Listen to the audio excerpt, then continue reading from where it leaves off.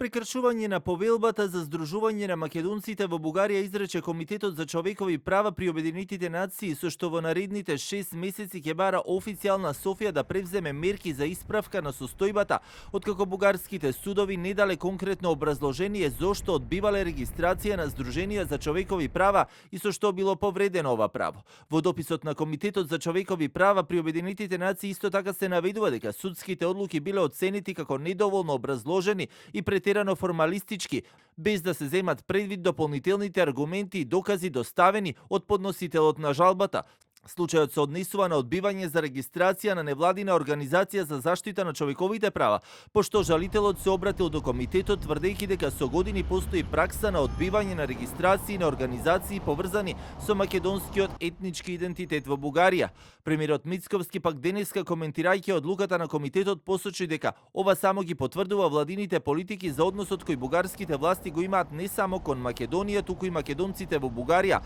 а после ова премиерот додаде и дека очекува робусна акција од Брисел кој треба да реагира. Јас искрено очекувам во периодот кој што следи уште вакви политики да има. Ја не верувам дека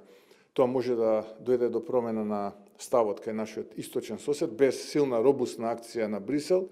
и поголемите земји членки на Европската Унија. Но она во кое што верувам е дека нашите аргументи се исправни.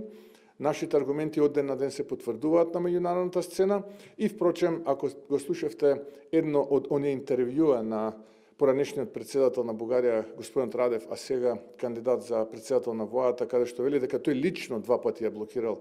Македонија да ги отпочне преговорите. Стојко Стојков од ОМО Илинден Пирин пак во кратка телефонска изјава за телевизија 24 вели дека одлуката на комитетот само го потврдува она за кое подолго време алармирале и ова е само уште една во низата пресуди која како што вели ја разобличува бугарската политика која порано или подоцна скапо ќе ги чини бугарските власти. Уште една пресуда во која што е предвидено не само дека Бугарија ги има нарушено правата за здружување, но исто така дека треба да изврши соодветни промени и да даде соодветна одштета. Значи, тоа е целосна политика која што не е лесно да се промени, меѓутоа сите такви успеси, сите такви решенија го зголемуваат притисокот и ја изолираат Република Бугарија, изобличувајќи се повеќе и повеќе како едноставно земја која што спроведува тоталитарна политика против правата на човекот, кој што ги дискриминира своите граѓани и се надеваме дека тој постојано зголемуван притисок на крајот ќе резултира во тоа луѓето што ја организираат оваа политика да преосмисла дека веќе премногу скапо ги чини